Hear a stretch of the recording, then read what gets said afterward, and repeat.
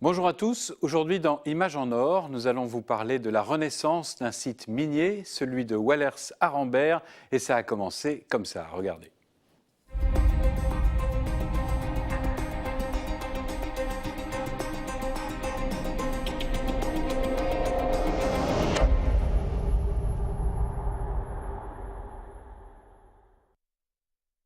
Germinal, 169 sur 1, troisième.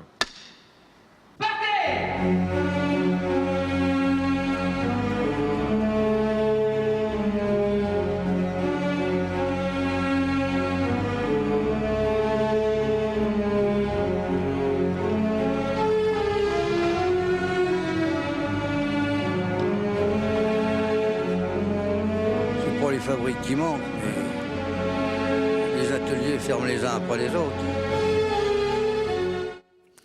Voilà, et pour nous parler de la renaissance de ce site devenu aujourd'hui Arambert Creative Mine sur le plateau, Sylvie Merviel, vous êtes directrice du laboratoire de recherche d'Evisu. Vous êtes en train de déballer vos cartons parce que vous vous installez sur place. On vient de voir Germinal tourné en 1993. Vous avez un souvenir du tournage ou vous êtes arrivé après? Avant, vous avez un souvenir de ça? Je suis arrivée le lendemain du dernier plan. Les chevaux étaient encore sur place. Ils avaient fait des braseros, des feux et ça fumait encore. Il y avait tous les vestiges d'un tournage et cette magie déjà se dégageait du site qui était alors très sombre, très noir, assez sinistre finalement, mais il avait quelque chose d'incroyable. Et il s'est créé autour de ce tournage une volonté que ça ne s'arrête pas là. Et voilà ce que c'est devenu. Ça a été inauguré le 25 septembre dernier. À Wallers, le réalisateur Costa Gavras coupe le ruban en reliant le passé à l'avenir. D'un côté, un ancien mineur, de l'autre, une étudiante chercheuse. La fosse Arambert est devenue Creative Mine, laboratoire de recherche dans le domaine des médias numériques. C'est vraiment rendre un grand hommage aux mineurs et malheureusement tous ceux qui ont disparu. Et quand nos parents ils seraient encore là, ils seraient étonnés du travail fourni. Studio XXL, régie haut de gamme, salle de projection, toute une chaîne de fabrication est désormais à la disposition des chercheurs de l'Université de Valenciennes, mais aussi des réalisateurs et professionnels de l'audiovisuel. Il faut que les professionnels le sachent, qu'il y a un lieu très important qu'ils peuvent utiliser. Et pas que les professionnels français d'ailleurs. À mon avis, il faut étendre cette information à toute l'Europe, parce que je connais les différents studios, que ce soit en Pologne, que ce soit en Allemagne, mais cette qualité-là, ils ne l'ont pas. Cette modernité, ils ne l'ont pas. Classé au patrimoine mondial de l'UNESCO, le site de Wallers-Arambert est devenu aujourd'hui un nouvel outil de développement économique du bassin minier et de toute la région. On vient de vous voir avec votre belle écharpe de l'université, vous ne l'avez pas mise aujourd'hui, c'est dommage. Le reportage nous montre, il y a à peu près tout ce qu'on peut faire, il y a des studios, qu'est-ce que vous avez sur place ?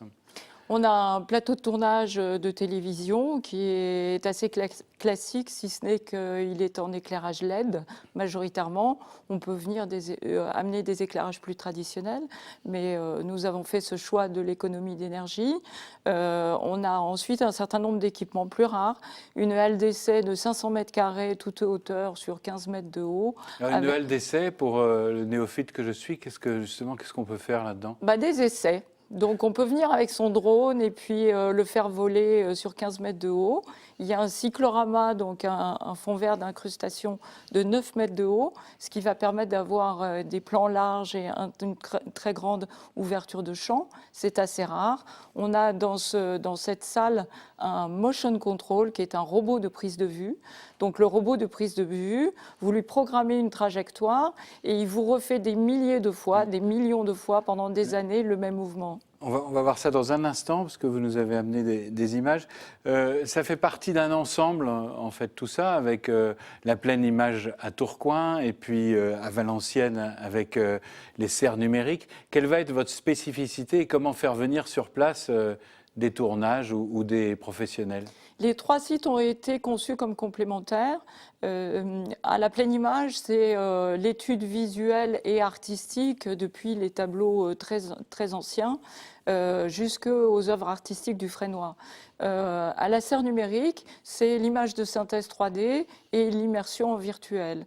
Et Arambert a la spécificité justement d'être concentré sur les industries de programme, les industries de services, la télévision et les nouveaux médias. Et Yann Safremi, il y a déjà des gens qui veulent venir, qui vous ont dit je veux venir tourner, ou on est au début? Non, en fait, depuis Germinal, les tournages n'ont pas cessé et c'est ce qui a été un déclencheur du projet, qui est que les réalisateurs venaient alors qu'il n'y avait aucune condition d'accueil et encore moins de confort. Donc, on a fait le pari que maintenant que c'est plus professionnels, plus exploitables, ils vont continuer à venir. Lors de l'inauguration, ils se sont tous déclarés très intéressés. Très intéressés, vous attendez les retombées. Vous m'avez parlé un instant de motion picture, on va voir ce que ça veut dire exactement en matière de recherche avant de détailler ce que vous allez rechercher sur place. Plaisir.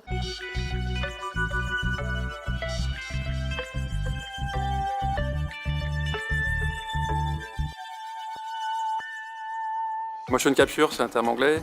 Motion capture, il faut presque l'oublier, c'est le métier d'enregistrer, capture, le mouvement. Motion.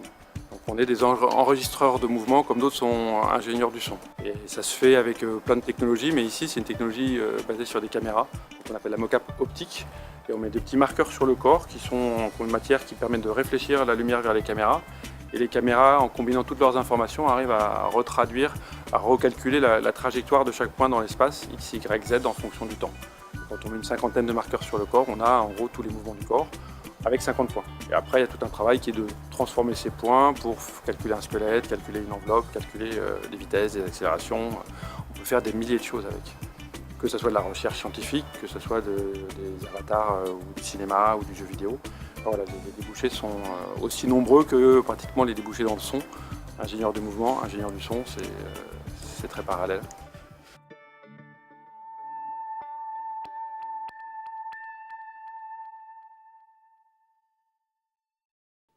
Sylvie Merviel, voilà, la motion picture, ça fait partie de votre laboratoire. Qu'est-ce que vous allez vous chercher spécifiquement sur place ?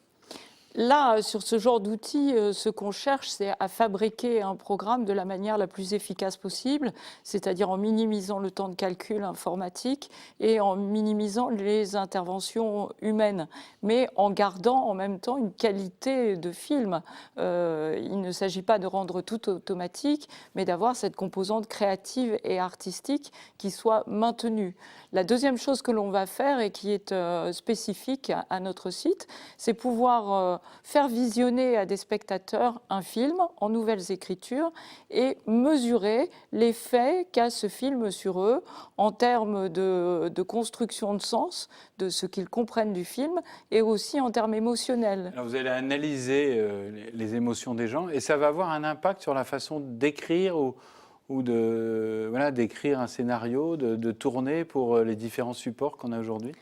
Ce que nous apportons de nouveau, c'est une connaissance scientifique. C'est-à-dire qu'un réalisateur, quand il a de l'intuition, il sent à l'avance qu'en faisant telle chose, il risque d'avoir tel impact sur le spectateur.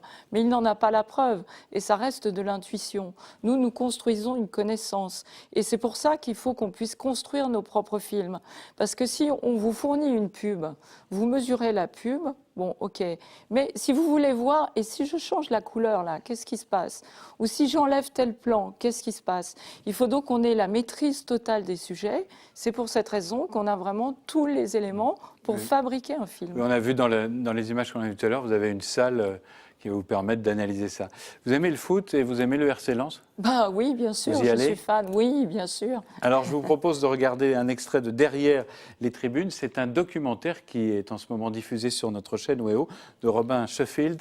Il a plongé avec les supporters du RC Lens et notamment les Ultras.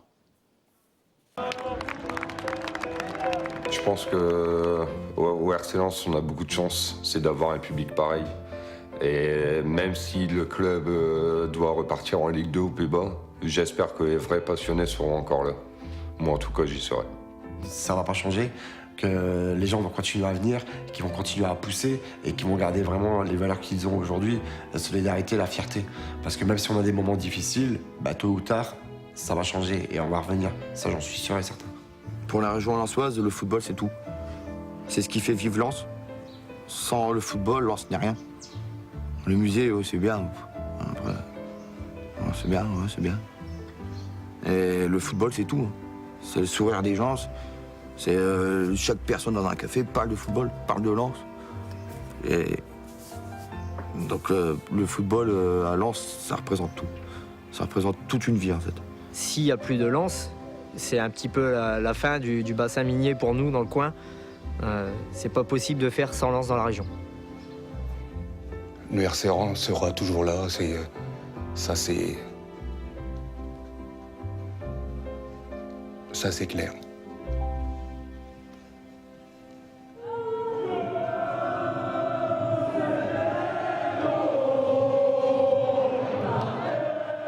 Voilà le documentaire Au cœur de la tribune de Robin Sheffield. Alors, il y a vraiment plongé avec les supporters et notamment avec les ultras. C'est un spectacle vidéo. Le match de football ou les matchs de football sont des spectacles pour la spécialiste de l'image que vous êtes. Vous m'avez demandé si j'étais fan. Des mollets qui courent derrière un ballon, c'est limité au bout d'un certain temps. Par contre, le dispositif audiovisuel est très impressionnant puisqu'il y a toujours au minimum 18 caméras. Il y a des caméras de super ralenti.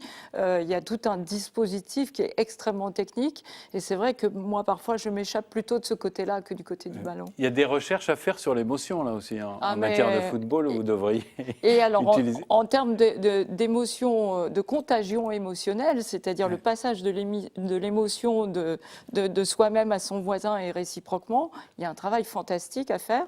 On a d'ailleurs un chercheur qui est spécialisé dans le football et tous ses états, et nous aurons un colloque à Arambert au mois de mars. Là-dessus. Merci beaucoup de toutes ces précisions. Cette émission est maintenant terminée. Merci à tous de l'avoir suivie.